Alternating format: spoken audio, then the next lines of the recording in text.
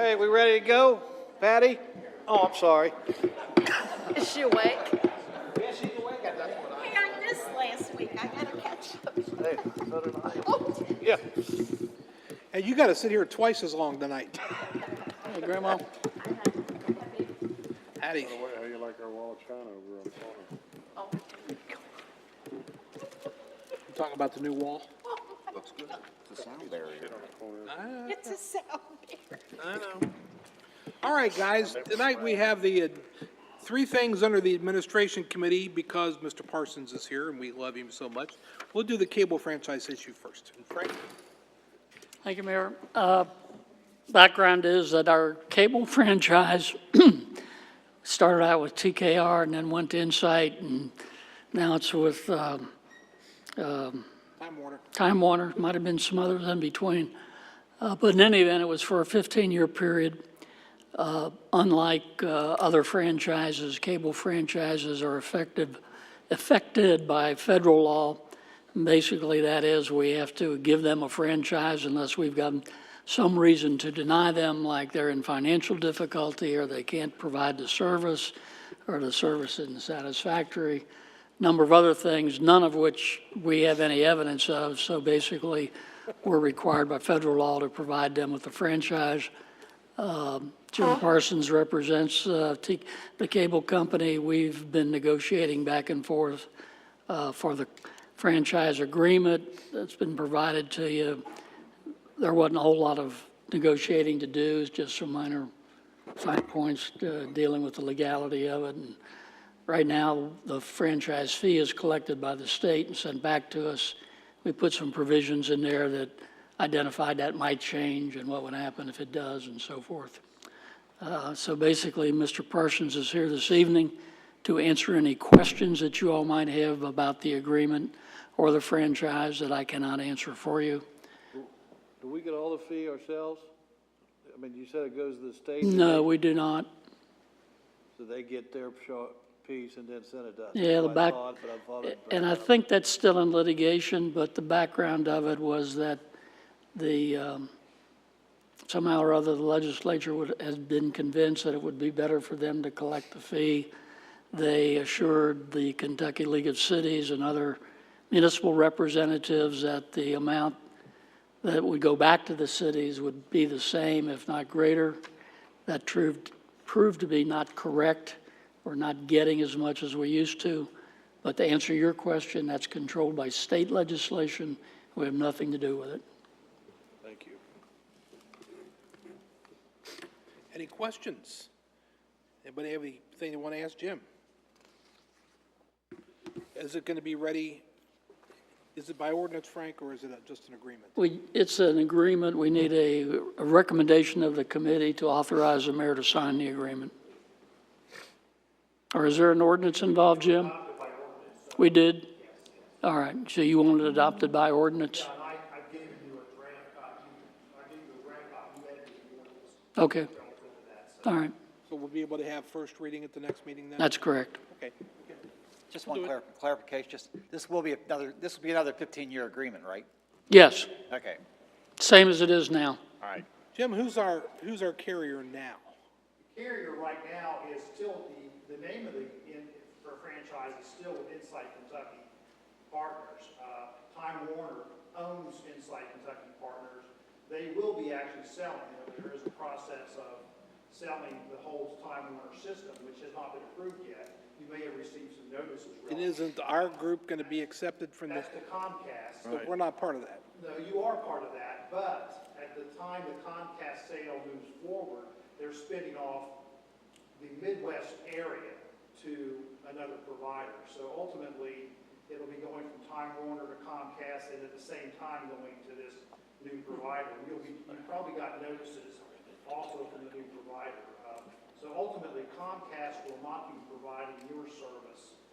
They'll be keeping the East Coast and West Coast, and then you'll have another provider ultimately to handle basically the whole Midwest market, the Time Warner currently controls. Just as long as they carry the SEC network, I'll be okay.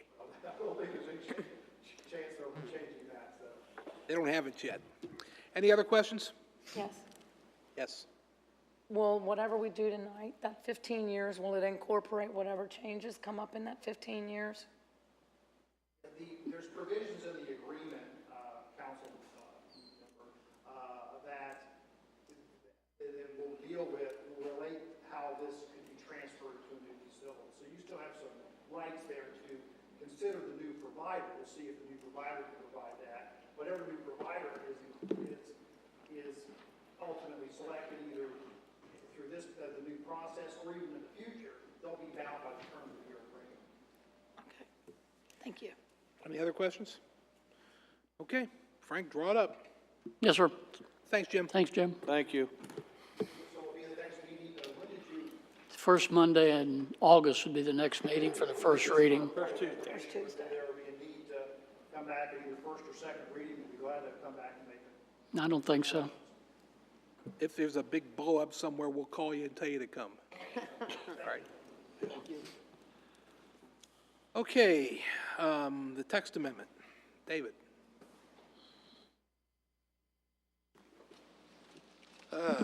Yes, if you remember at the last council meeting, I brought up about the gentleman who was interested in building the self-storage units up there at the property behind the hand-me-downs building up there at on Dixie Highway. Mr. Hendricks is the owner of that property. He owns a property of 4214 and 4218 Dixie Highway. The property is actually, well, all of 4218 is all within the neighborhood commercial zone. The 4214 property is split between two zones, the neighborhood commercial and the R2, which is residential 2, which is the zoning that, because this property abuts up to Erlanger Lakes, and that's the zoning that they hold. So Mr. Hendricks is here, and he is wanting to build the self-storage units on those properties, so there would need to be, depending of how and where he would place this building, he would need either a text amendment to add the use of self-storage units as a permitted use within the neighborhood commercial zone, or he would, if it's going to span both zones, he would need a map amendment and a text amendment for this particular property so he could construct these units. We currently permit self-storage units in the industrial zones, not all the industrial zones, in the IP1 and the IP3 zones. They're listed as a permitted use. So this would be something different for us to add this particular use to these zones. Mr. Hendricks is here. We have, what, already 3 in the city? 4? We have 1, 2, only 2 come to mind right now. There's 3. Is there 3? There's 3. Yes, there is 3. We have Holly Lane. on Holly Lane, that's correct, yeah. U-Haul has storage up there, or across on Dixie Yeah, that's Highway. true. So They've got that's in storage. Ellesmere. And then, I know, but it's, you know, it's in Ellsbury, Erlanger, to me, I Yeah, just feel right. it, and we've got 3 additional, and I think if we're gonna leave it, we ought to leave it in the IP zone where it's at. I don't wanna see us put anything on Dixie Highway, we're trying to get that straightened out as it is. Anybody else have any comments or thoughts on it? Yeah, Patty. Unavoidably, I wasn't here last week, so how would this, if it came about, how would it affect the view from Erlanger Lakes? Well, depending how you word this now, they would have to put it, since this is a construction project, if he kept it solely right now in the neighborhood commercial zone, and you just did the map amendment, or the text amendment to add this use to that zone, there's requirements for him that he would have to put some screening, since it abuts the residential zone. He would have to put up either natural in plantings or evergreens or something that would screen that view. I haven't gone up there to take a look at how it would actually affect if you know, if the terrain is so that it wouldn't be a problem. I don't know that at this point. It's also, in my opinion, a bad layout for something like that in that location. It's very difficult to get in and out of that parking lot. That's just one person's opinion. Would the entrance and exit to this place be on the Dixie? Yes.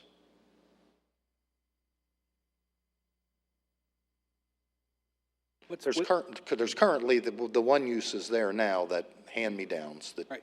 currently is accessed. That was onto Pofok's, Dixie. right? That's correct. No, hand-me-downs. No, that wasn't. To it. That Isn't it wasn't next it? to That it? was where the bar was, at the steakhouse. Yeah, whatever, all that right there, yeah. Okay. Gyms or something, And then wasn't the it? next one down was Pope's. That's right. Yeah. And then, as I recall, there's a home back there? There was. I believe Mr. Hendricks has taken that down. Okay. Yes.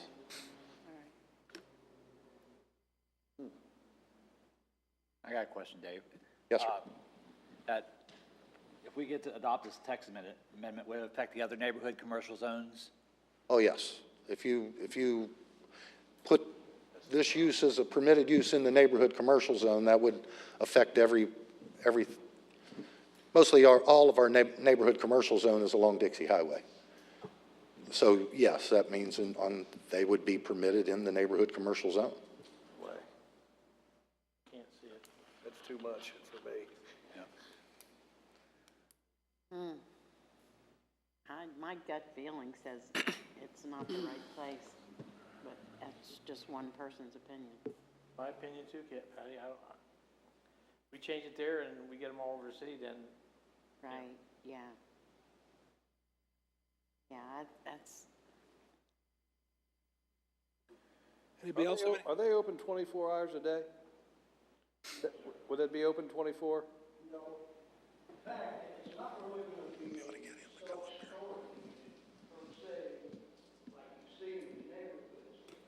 Gentleman that does my snow removal gave me this idea. He's paying an extreme amount of money for 1,400 square foot, basically warehouse storage, somewhere where you can park his lawn equipment in the wintertime. When I talked to Mr. Stewart, we talked about putting a building back there, going to be 4 units, 4 garage doors, 4 man doors. That's all I'm looking for, is to get 4 tents back there. They can park their back in that building and have a place to lock it up. As far as the residential part of it, affecting Orlando Lakes in the back end of both of my pieces of property, 4218, 4214, is a retention pond for the stormwater runoff. You can't even see, because of all the green back, you can't even see Orlando Lakes back there. As far as it affecting the rest of the zoning residential, the property goes back into a retention pond, and then what happens from there, I don't know, because you can't see back there. When I had an issue about the stormwater runoff fee and had the sanitation part one come out, we walked the perimeter of that. They were trying to tell me that stormwater that comes off of Sunset Avenue, the water that comes off the strip mall next to it, empties into that, water reaches its highest level, takes a path of resistance, it goes on. It does not. All that water line or building sits in that retention pond. So as far as being an eyesore for the rest of the neighborhood, I don't see how it can be, because you can't see the rest of the neighborhood from our property. Yes, there was a house on that property when we bought it. The gentleman we bought it from, by the way, was a Mexican restaurant. That's what, yeah, right. That's right. Yeah. Tore it apart, gutted it, made it for our use as a second-hand child retail store. He wanted to keep the house, to sell me the property, the building for our store. I didn't think that was a good idea. Homeless people were living in that building. Building was falling apart. I donated that building, the fire department came up, and the building drained, the SWAT team came up, the night developed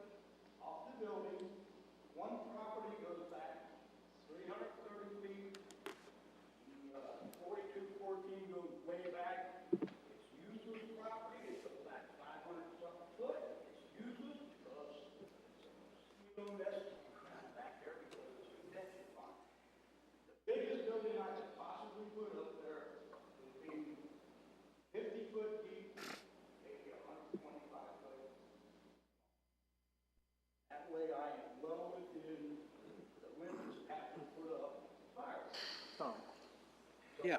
Like I said, I'm not trying to put up self-storage unit where you get, where you move, and everybody wants to move out of town if there was something. I'm looking for something, with these contractors, that need a place to keep them out over the winter. But like David said, if we change that zone, then they can throw those up in several parts of the city, and we don't wanna see that happen. We don't want storage buildings all over the city in our R2 Especially on commercial Dixie zone. Highway. I can understand that, but as far as, I've seen the zoning map that he has, David has right there.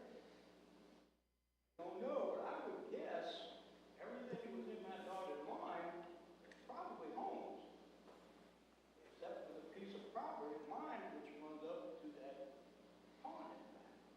So I don't think anybody's gonna wanna put up a storage unit in their backyard. I could be wrong, I don't know. What Mr.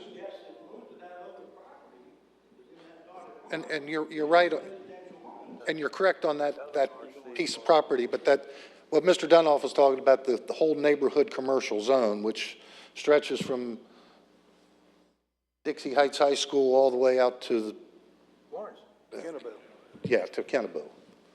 That would open up all that property to build to build a storage unit. storage anywhere we units want on or Dixie something Highway. like yours along that whole highway. Like if we behind, change that. behind Aldi's and, Right. next to, Right, that's the problem. Hagedorn's and, you know, it That's just the opens problem. up a whole Pandora's box. And if we did it for just your property, it would be what they call spot zoning, you know, and it wouldn't pass muster. It would be illegal. We have other neighborhood commercial zones too in the city with, that isn't on Dixie Highway that it could Right. drastically affect. Because if we bought that property, we wanted to buy the house, get it taken down, because it's falling apart to start with. I envision in the future, we've been there now for 5 years. We opened our doors in April of '09. We purchased this, by the way, this is my wife, Judy. We purchased that property with the intentions of someday putting something on there that's gonna give us a positive cash flow, so we can retire. Sure, and I really do understand, and I get that. And there's not a whole lot that I think that can be done back there on that property due to the fact it has no road frontage. But to me, it would make an ideal spot to put a warehouse type building. You know, if you was to put a commercial building back there, how in the world would you even know that? Yeah, but people go check to see what zones are on Dixie Highway, and that pops up, and they build behind Shell down there by Dixie, another, big self-storage unit. Yeah. That's the problem with most of us. It's gonna open up all Dixie Highway for storage sheds or four-car garages. In other areas. That's my problem. I don't wanna open up all Dixie Highway. But it's not just gonna open up Dixie Highway. Well, it's there's gonna other open up spots all in the spots in the, Erlanger. other spots in the city. I just don't- That's the big Kevin, deal. you just said, instead of calling it a storage, that if it were a four-car garage, I mean, extra big, is that still considered?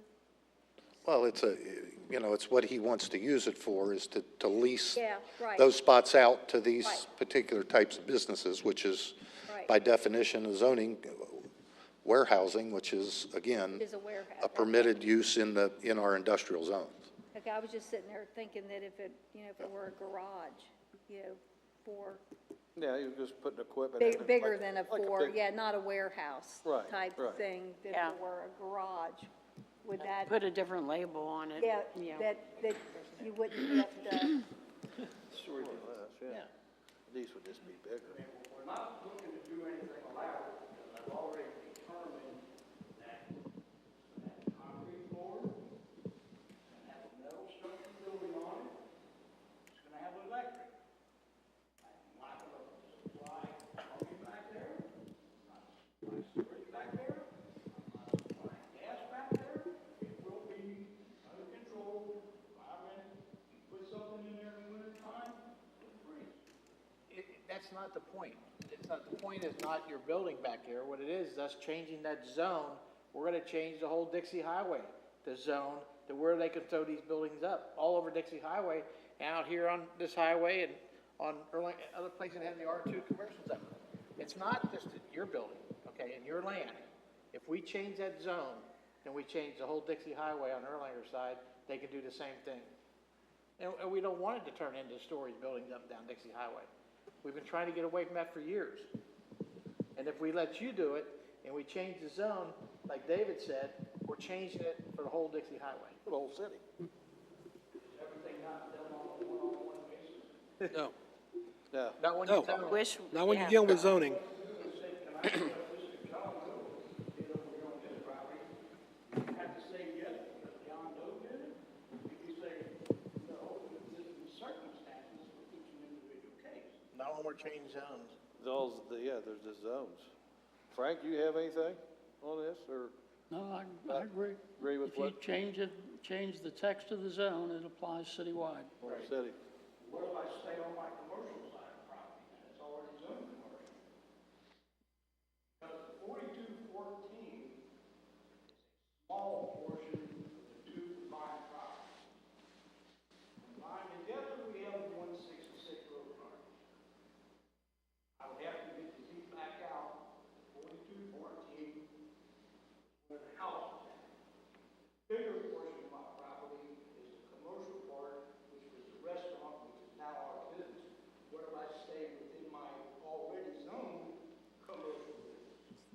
But it's not zoned for what you want to do. That is the neighborhood commercial zone. What you're wanting to do is, by definition, considered warehousing, the way I understand, because you want to store, rent out spots for folks to store their equipment or so on, and that's what is permitted in the industrial zones. It's not permitted in the commercial zones. You would have to, they would have to grant you the text amendment to be able to do that in the neighborhood commercial zone.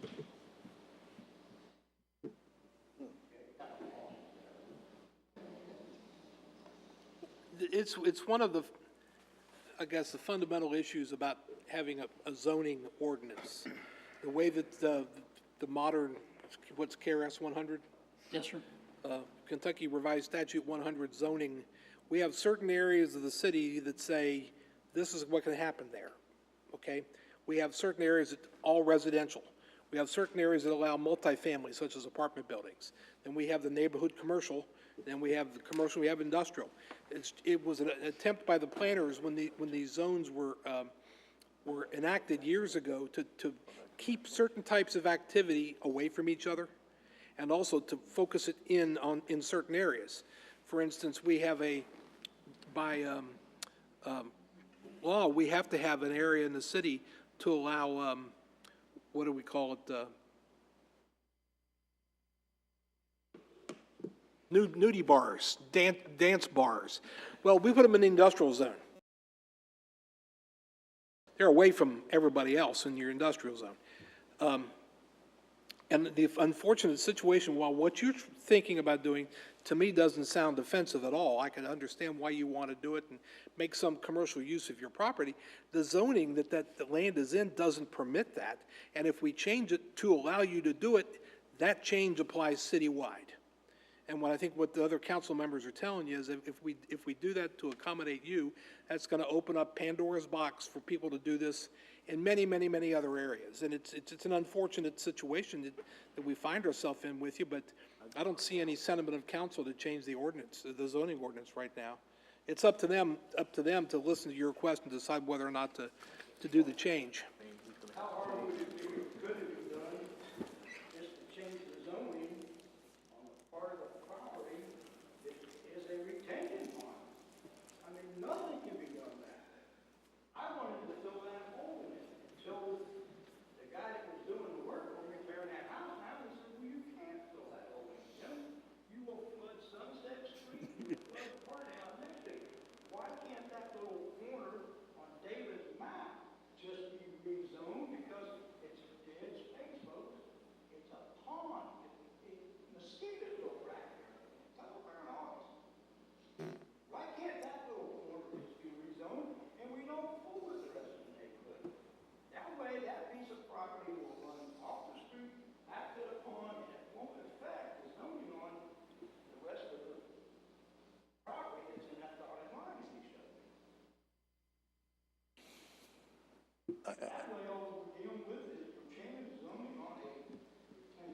What is the pond area zoned as right now? Where the retention pond is,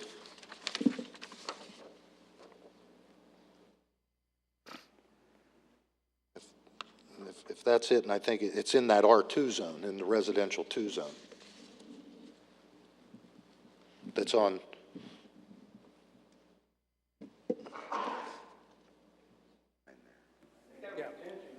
a piece of it is, yes. Probably on down past, and then a strip mall behind it. Yes, it does. All I'm asking out at this point is, can we change the zoning on the pond? Nothing can be done with that pond. You can't fill it in because you would be taking the drain and clogging them up. I don't understand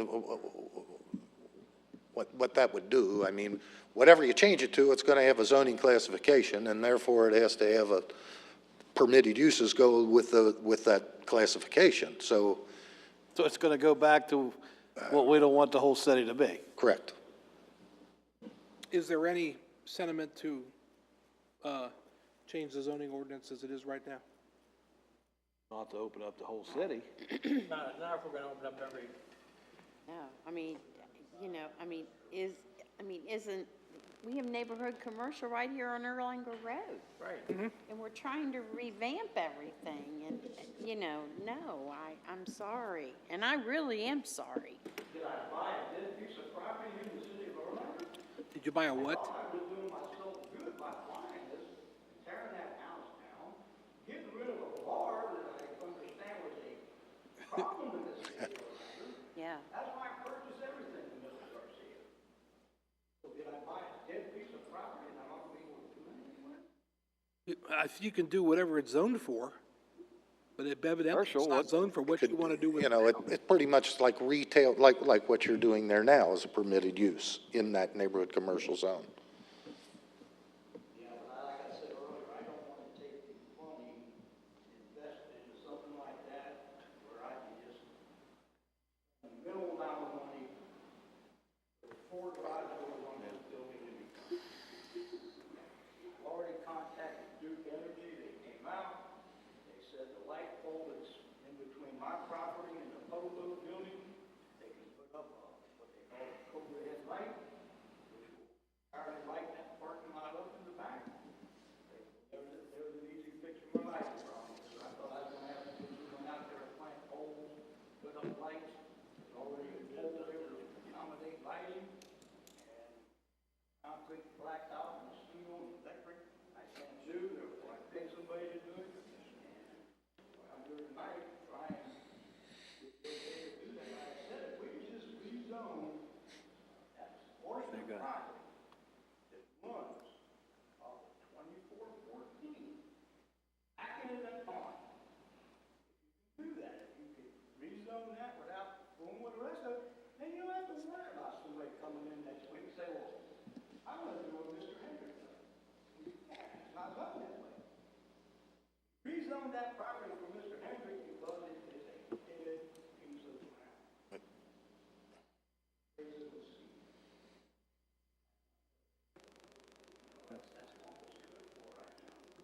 I can't even put anything back there. I bought a piece of property that's useless. Any ideas at all, Frank? I'm sorry? Do you have any ideas for us at all? No. I mean, I mean, He- can we, he can't use the can we prop, correct or, create a zone for, pond warehouses? well, you need at least 5 acres. To have a Zone. I don't think standalone he's zone. got that. Yeah. I don't think, sir, we can help you right now on this proposal. Two pieces of property together, I think 1.74 acres. I talked to the gentleman next to me that's in the sign business there. Apparently, he's had that up for rent for a long time. He told me every time he has somebody who wants to rent it, the city says, no, you can't put that business in there. So I feel like he's got a piece of property that he can't do anything with. Well, if I recall correctly, he wanted to do maintenance work on vehicles in that property. How many permitted uses are there in that zone, Dave? In the neighborhood commercial zone? Yeah. I don't know right offhand, but there's close to 40. How many? 40. Okay. And they're mainly retail sales? They're mostly all the retail type of things and personal service kinds of operations. So the property's usable, you just have a use that's not identified. Can you provide him with the uses? Sure. Got that? Okay. And just about everything that was on that list was not working. One day, he said, most of those businesses that was on that list that he gave us required 150-foot road frontage. Not a whole lot of pieces of property down Dixie Highway had 150-foot road frontage. Right. Therefore, the majority of those businesses on that list might get off the list because you have to have a minimum of 150-foot of road frontage. Actually, most of them right down the drain, I thought of that. At least I've got the 150-foot road frontage. The building is hidden. We understand that, sir. We understand that. Again, like we're saying, it's not your building is our concern. Okay? It's not your building and it's not your property. It's the way it's zoned, that if we change that zone to what you want us to change it to so you can build your building, we gotta change the whole Dixie Highway and Erlanger Road over here and other areas where they can do the same thing. And we're not gonna open up a can of worms that we're everywhere in the city they can throw up a 4-unit, garage.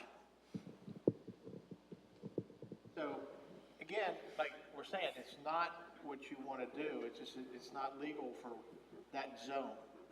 And if we change that zone, we'll change it in a lot of parts of the city, especially up and down Dixie Highway. So, Even if we were to try and get the park rezoned back to the pond, You would still have to go back to what would okay everybody else to do it. Right, Dave? That's- Well, go back to- if you would take it back and rezone the pond, he's still not going to be able to do what he wants to do. correct. Right. We'd still have to And change it it to- can't be done because it's not a total of the 5 acre. Like I said, sir, I'm sorry, but I don't think we're going to be able to help you on this request. We do appreciate you coming up here and talking with us about it, and hopefully you can find some more productive use for your property. I know that's what you want to do, and I commend you for that, but I don't think, council, there's no desire to change the existing zoning right now, so. well, I feel like right now, I couldn't even sell that piece of property. If somebody was to come up and say, okay, I'll buy that property with the contingency that I can do this on that property, it's gonna come to the meeting, it's gonna get shot down because it's not zoned right. So now, I don't even think I can sell that piece of property. And that's the issue, that's a fundamental issue with zoning, from coast to coast. People in meetings everywhere in this country are probably saying exactly the same thing you are. And, it's all we can do right now, as this body.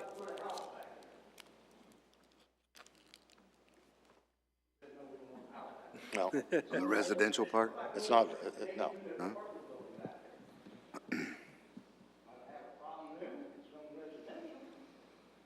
On the residential part, you could,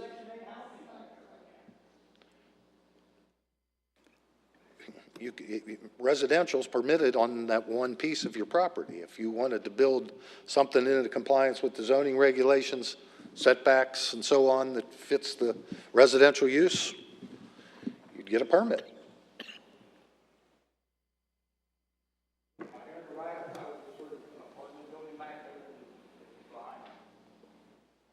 If that's a permitted use, if that's a permitted use It's a on our. permitted use and it meets all the setback requirements and the height and area requirements and so on, then yes, you could build that.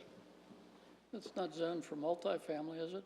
It's an R2, which is attached, single family. Yeah, he's talking about multifamily. Yeah, you're talking about an apartment building, he can't do it. He could build attached single-family, Single families. side-by-side units. Yeah. Whether or not he rents them or not is up to him. Like Whether he townhouses, rents them or not, it's up to him. like townhouses. It would have to meet the setback requirements and all the area and height regulations. On that picture that you showed me earlier, what was the difference in the zoning between the 4218 and 4214? What's the two differences in those zonings? All of, What was outlined when you thought it on? all of 4218 is within the neighborhood commercial zone. 42, no. No. 4214 is split. The zoning line goes through, not half of it, more of it's in the residential 2 zone than is in the neighborhood commercial zone. So the warehouse that you want to do is not a permitted use in either one of those zones? Either one of those zones. Okay, either one of those zones, it's not a permitted use.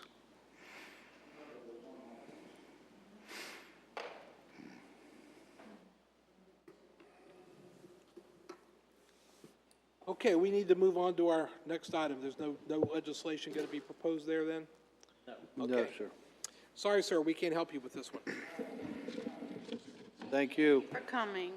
And you have a lovely, you have a very nice business. You have a very nice business.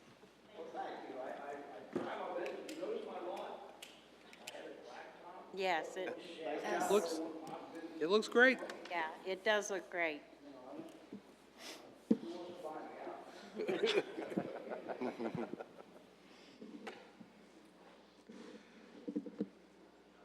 Mr. Fields? The next item up on the agenda is a memorandum of understanding with the Historical Society. You can see they're all here tonight. Thank you for coming. We appreciate it. When we began looking at everything, this was one of the items that came up about what is exactly the city's responsibilities when it comes to the Historical Society. And on the Historical Society, on the other side, I know it's a question that they've been having for several years. There has never been a formal memorandum of understanding, agreement, or anything with the Historical Society. So we began meeting, Mr. Wickman, Becky, I, Sherry, Missy, everybody with the Historical Society. And we think we've hammered out, and I sent it to you all yesterday, so I hope everybody saw it, I left it in my drawer. responsibilities. And we've outlined what the Historical Society's responsibilities are and what the city's responsibilities are in that. I think when we start looking at this and we're looking at monies that the city has expended over the years, there needs to be some clearly defined definitions about what we're responsible for. You know, I want to say this. I believe that the Historical Society and the museum, that whole railroad park, is an underutilized, I think, asset that we have. We need to start utilizing it more. We have talked a lot about ways to, I believe, start utilizing it in the upcoming year. I know the Historical Society over the years has had trouble with getting volunteers to help them do things. I think that's why the relationship that we have with them has morphed into what it is today. I know I have received some comments back about, well, why are we responsible for this? This should be separate from what, the Historical Society should do this and we should do that. I think this has morphed into, a joint venture. A joint venture. When the railroad depot was moved, Mrs. Hahn can probably, and Mr. Hahn can tell me a whole lot better story about this because I know they were instrumental in doing this in the whole group.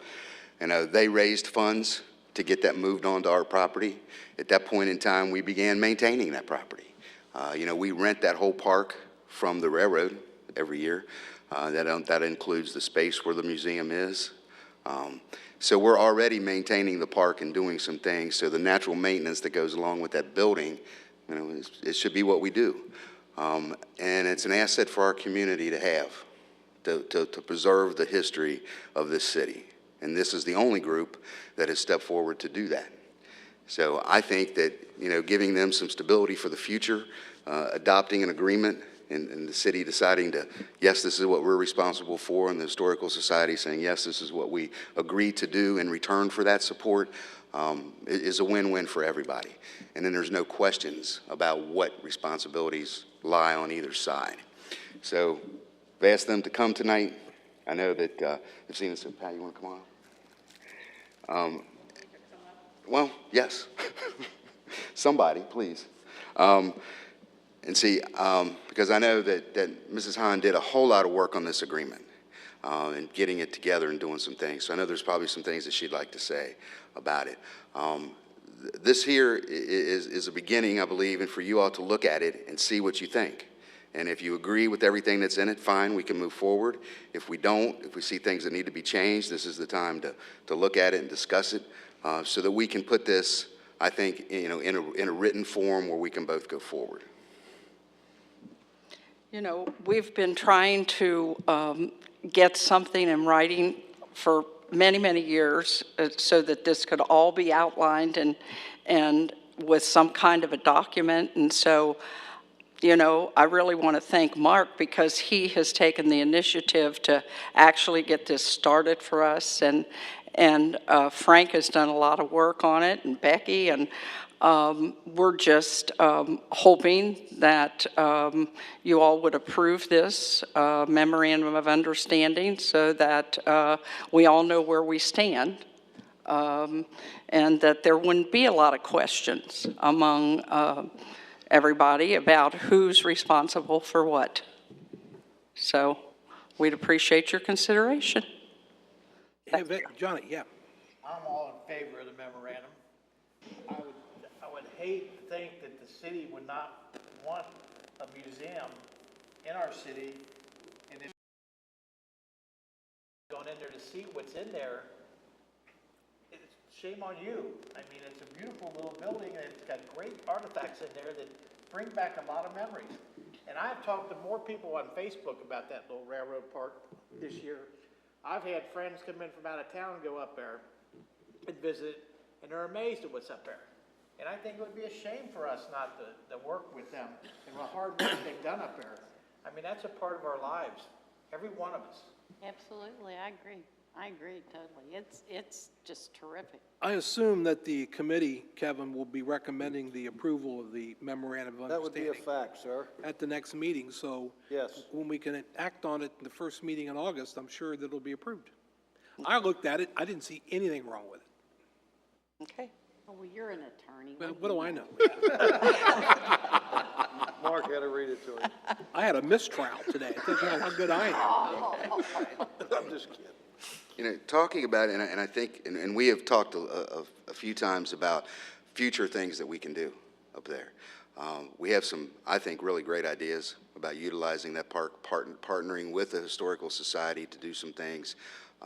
One major thing that we need to do is the caboose needs to be refurbished.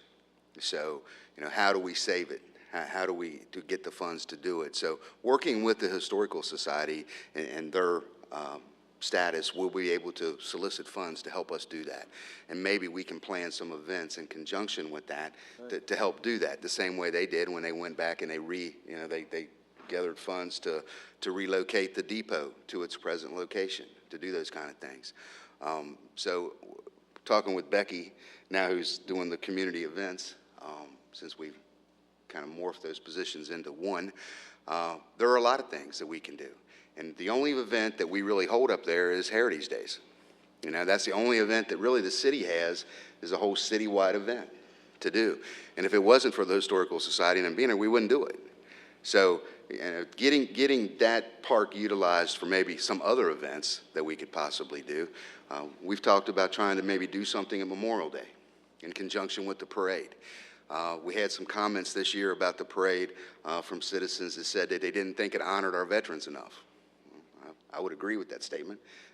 I've talked to Mr. Dunhoff about it. He also agrees.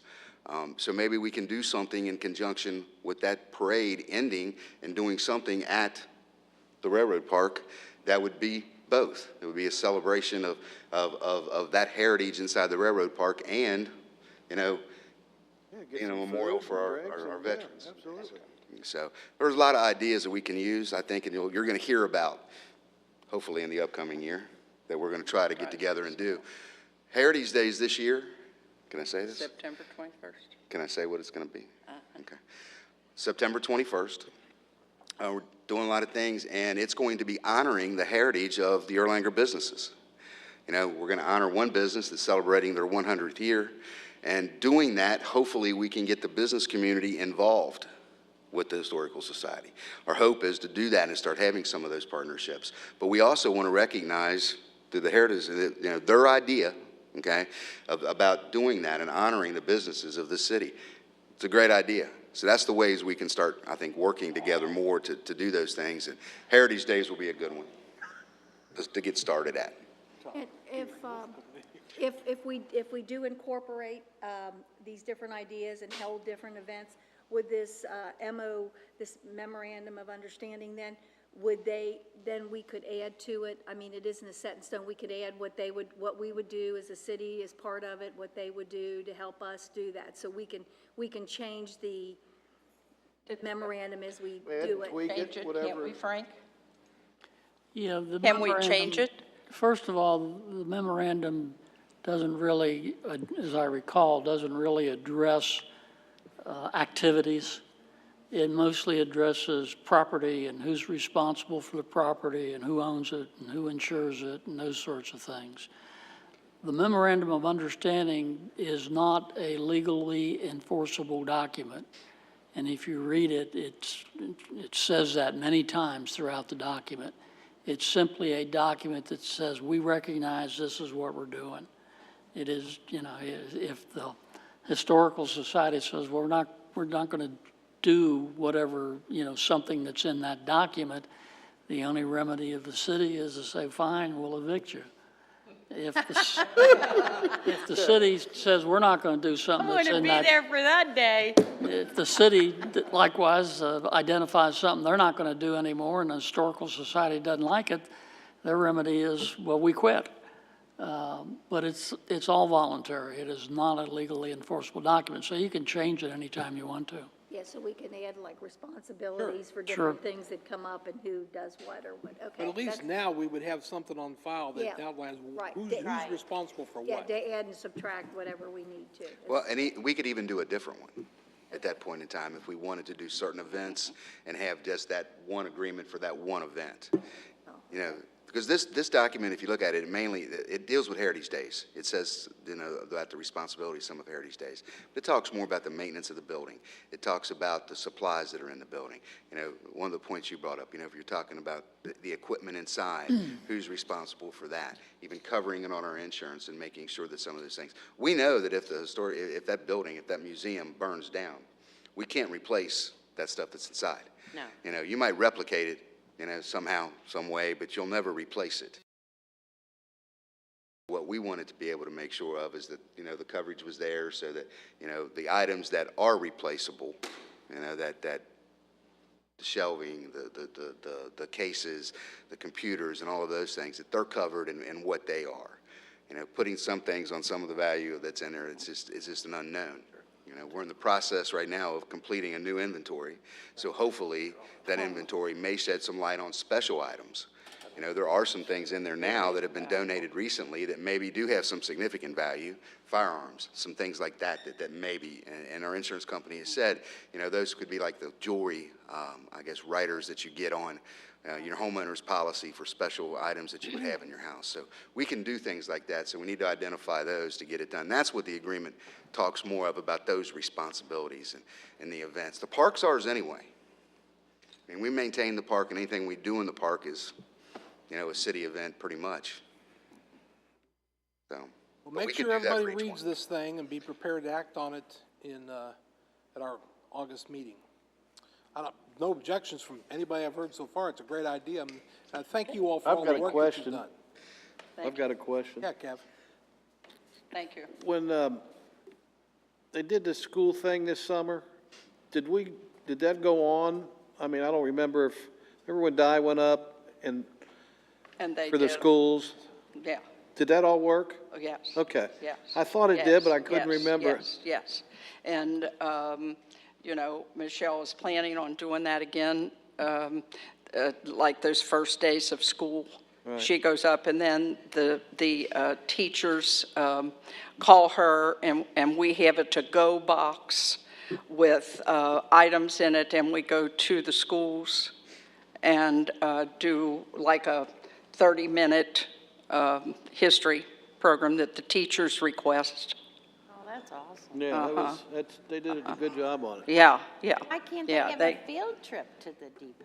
Yeah. I mean, the history teachers should be jumping You on know, that. we keep trying to get field trips, but the educational system is so programmed now with specifications that there's not a lot of time. The teachers have a hard time scheduling that and fitting it into their schedule. They can't go on any field.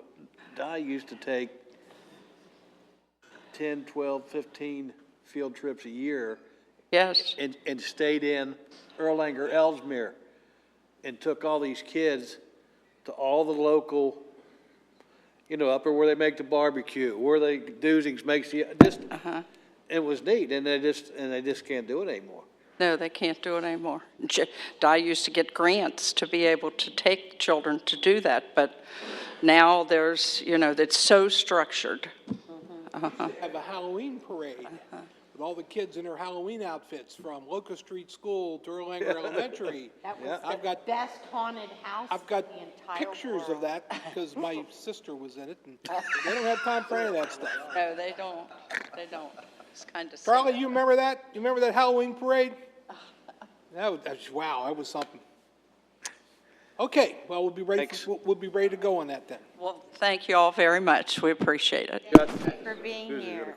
Yeah, I'm sorry. Go ahead. Sure.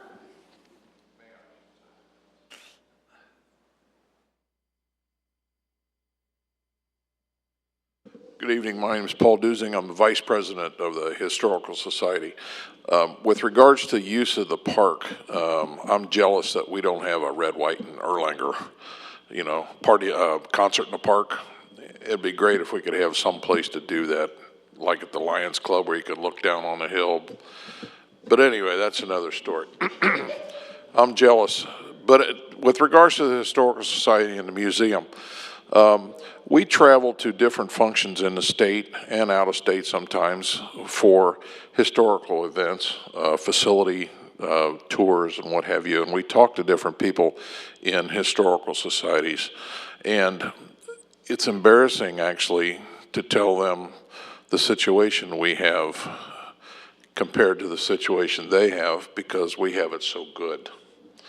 We are treated like royalty here with regards to the city and the Historical Society's relationship. The city of Wyoming, Ohio, has a great museum and a house that was donated. They have zero funds. So it's a struggle, daily struggle for them to keep their doors open. City of Price Hill, same story. I just came from Sonoma, California, and they have a museum, a railroad museum, that was recently set back from the tracks. And they have cars sitting in the yard, railroad cars. So it was almost like looking in a mirror, but they don't have any city funding. So I'm telling you, we are so appreciative, and the citizens of Erlanger should be so appreciative of the relationship between the city and the museum and the railroad. We are so spoiled, and we don't know it.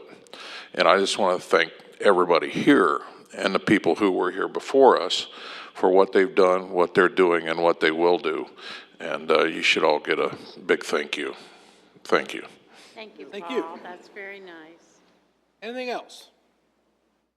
That is all that was on our agenda this evening. Thank you all for attending.